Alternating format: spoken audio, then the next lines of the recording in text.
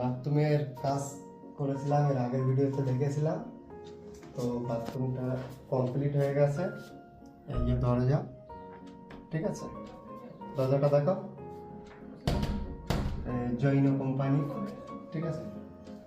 আর বাথরুমের ভিতরে আছে তোমার এটা একটা শাওয়ার করে দেওয়া হয়েছে। এই হচ্ছে তোমার টাওয়াল রড, এটা হ্যান্ড শাওয়ার, দুটো 2-in-1 কল, ঠান্ডা গরম জলে।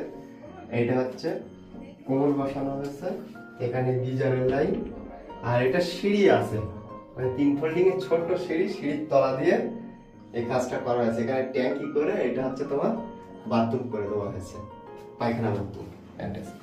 এখান দিয়ে এই যে সিঁড়ি উঠেছে, আর সিঁড়ির তলাটা এইভাবে করা আছে, জায়গা নেই, ছোট্ট জায়গার ভিতরে এই কাজটা করা হয়েছে।